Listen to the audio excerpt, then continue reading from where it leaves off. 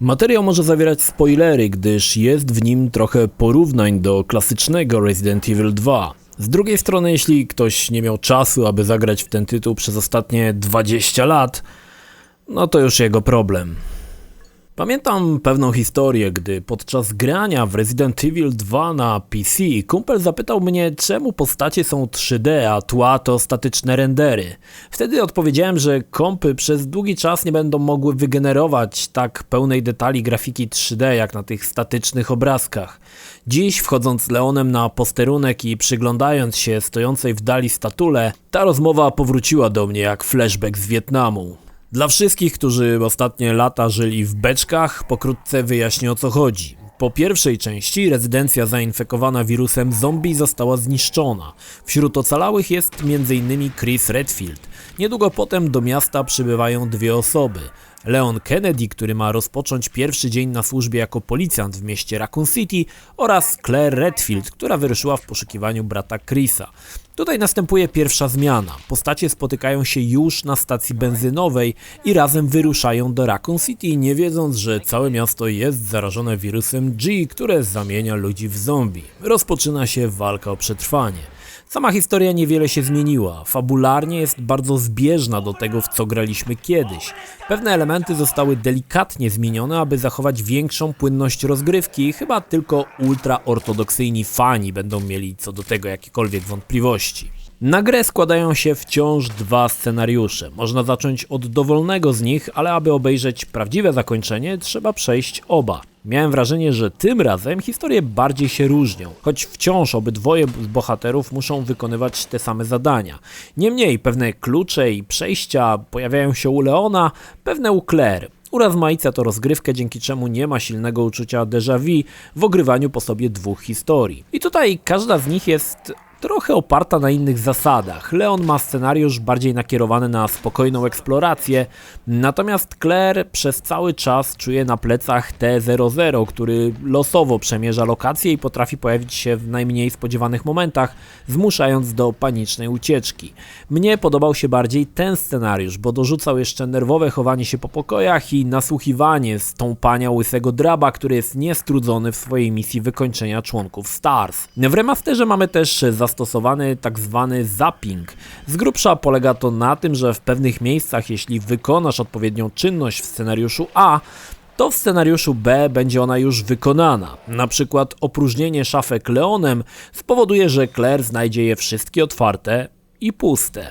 Akcję ujęto w trybie Third Person Perspective. Zmieniło to zupełnie format rozgrywki, jak i mechaniki z niej płynące. Twórcy, miałem wrażenie, że trochę rozbudowali też pewne lokacje, na przykład kanały i laboratoria wydają się o wiele bardziej rozległe. Pewnie po to, aby trochę wydłużyć rozgrywkę, co jest naturalne. Zrezygnowano ze screenów loadingowych, którymi były krótkie animacje otwieranych drzwi. Wymusiło to trochę inne zachowanie przeciwników. Ci potrafią wchodzić do pokojów, choć nie wszystkich, a możliwość podejrzenia, co kryje się za kolejnymi drzwiami, usunęło element, który towarzyszył oryginałowi, czyli niepewności, co nas czeka za otwierającymi się drzwiami. Pamiętacie irytujący ekwipunek mogący pomieścić tylko 8 przedmiotów? Tak jest też i tutaj, choć autorzy łaskawie dość szybko dorzucili kolejne kieszenie, które z czasem powiększają ekwipunek o 2 kolejne sloty. To spore ułatwienie i w pewien sposób uniknięcie nerwowych powrotów do skrzyń, tylko po to, aby wymienić przedmioty. Oczywiście miotanie się jak szatan, szczególnie na początku, nadal się zdarza, jednak nie jest to już aż tak ryzykowne, jak było lata temu. Wciąż elementów do zebrania jest więcej niż miejsca w ekwipunku, ale teraz można łatwo filtrować na to, co nam się przyda i to, co w zasadzie jest zbędne.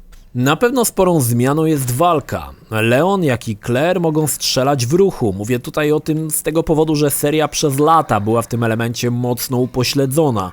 Dopiero w części 6 bohater mógł celować z pistoletu i wykonywać kroki w przód czy tam w tył. Choć tutaj nie ma wpływu to na ułatwienie prowadzenia ostrzału, jednak mocno rozbiega się z tym, co oferował oryginał, gdy staliśmy jak kołki, a wokół biegały zombie dobermany, a my desperacko próbowaliśmy je ustrzelić. Część przeciwników również została wyrzucona, na przykład cała scena z krukami. Pewnie dlatego, że byłoby to ciężkie w walce z wyłączonym auto-aimem, który w klasyku był dość znaczny. Obok walki z zombie mamy rozwiązywanie zagadek. Tutaj Capcom wprowadził kilka ułatwień, na przykład to, że rzeczy do zebrania automatycznie oznaczają się na mapie. Nie ma już sytuacji, że biegamy jak kurczak bez głowy w poszukiwaniu roślinki czy jakiegoś klucza, który był potrzebny, a zostawiliśmy go wcześniej. Jedno zerknięcie na mapę i już wiemy, gdzie iść.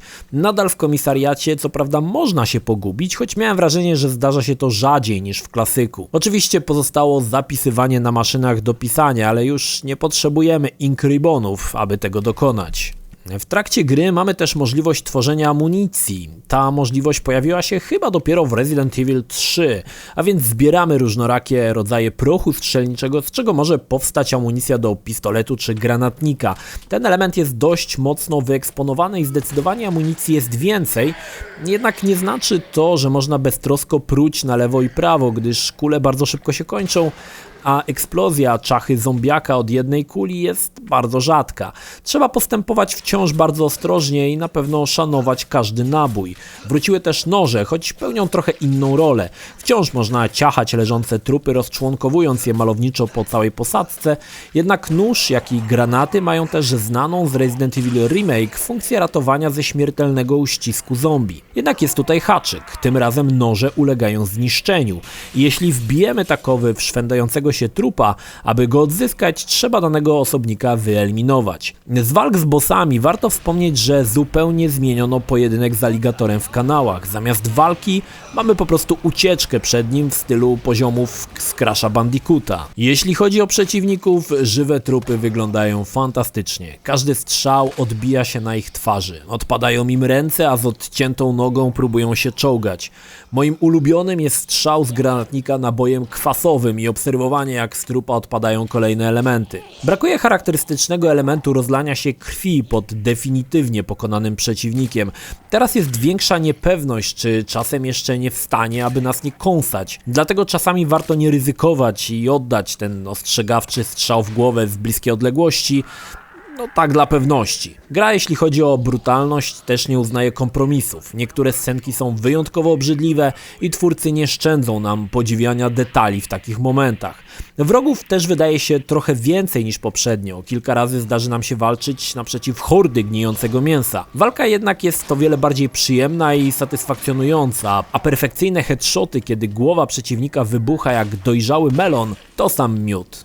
Pierwszy scenariusz Leona grałem nie śpiesząc się i węsząc gdzie się tylko dało w około 8 godzin, natomiast grając Claire już raszowałem, raz z powodu depczącego po piętach T-00, a dwa, że część rzeczy się powtarzała, więc od razu wiedziałem co i jak.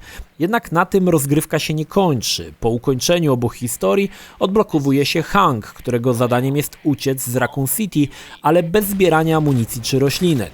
Hank co prawda to twardziel, ma spory zapas amunicji, potężne giwery, trochę leków, ale i tak wrogów jest o wiele więcej niż nasze zasoby pocisków. Jeśli jesteś wytrwały, odblokujesz też Tofu, który jest tofu. Część pewnie pamięta go z klasyka. Nie zabrakło też znajdziek, jednak tym razem zamiast medalionów są figurki shopów poukrywane w całej grze. Podobnie jak w poprzednich grach, Capcom w ramach bonusu zamieścił sporo modeli do odblokowywania czy grafik koncepcyjnych. Wiem, że to detal, ale za każdym razem z wielką przyjemnością na spokojnie oglądam modele postaci i wrogów przygotowanych przez dewelopera, podziwiając teksturowanie i detale. Taki to już mój fetysz. Wspomnę o kilku głupotach, na które natrafiłem podczas gry. Na przykład to, że na stacji benzynowej wystrzelałem wszystkie pociski, a mimo to w kolejnej cutscence Leon ratuje Claire, strzelając w zombie z pistoletu. Czy to, że powtarzanie niektórych zagadek jest trochę głupie. Pomimo zastosowania zappingu, wciąż i Claire i Leon muszą znaleźć na przykład książkę i umieścić ją w posągu, zdobywając klejnot. Tam ktoś chodzi za nimi i naprawia, co popsuli, czy jak? Jeśli chodzi o stronę graficzną, to jest to niezła miazga. Początkowy film z brodaczem jadącym ciężarówką wgniata w fotel. Wykonanie postaci, ich mimika to najwyższa półka. cieszą ogromne ilości detali, na które wielu fanów zapewnie zwróci uwagę. Lokacje wykonane są po prostu wspaniale. Przy pierwszych odwiedzinach na komisariacie powracają wspomnienia. Również animacja na przykład postrzelonych zombie robi wrażenie. Trupy odrzuca od impetu kuli, do tego fantastycznie widać, gdzie kula dokładnie go trafiła. Jeśli mamy ochotę, możemy zmienić twarz takiego delikwenta w tatar. Cutscenki są świetne, ale trochę mi było szkoda, że nie postanowiono przenieść tych klasycznych na real time. Na przykład tej, gdy żołnierze chcą powstrzymać Birkina. Niby animka jest w grze, ale w trochę innym ujęciu. Do tego wszystko śmiga w 60 fps na PlayStation 4 Pro, co wydaje się sporym wyczynem. Niestety kiepsko wyszły odbicia na obiektach połyskliwych. Jest to detal, ale drażni i mocno rzuca się w oczy. Poza tym techniczna strona gry jest bez zarzutów. Resident Evil 2 to kolejny remaster do kolekcji remasterów z napracowaniem, jednak tym razem nie mogę powiedzieć, że z poszanowaniem materiału źródłowego, gdyż gra w zasadzie jest zupełnie innym doświadczeniem, choć wciąż fabularnie pozostaje zbieżna. Można powiedzieć, że w pewien sposób łączy fanów Residentów 4, 5, 6, jak i fanów klasycznych odsłon 1, 2, 3. Z jednej strony dynamiczna kamera third person perspective i dużo strzelania, z drugiej znajome zagadki i poszukiwanie kluczy i miotanie się po rezydencji w poszukiwaniu wskazówek. Tak czy tak Capcom się postarał i to widać. Bawiłem się świetnie i tylko żal, że oba scenariusze tak szybko się kończą.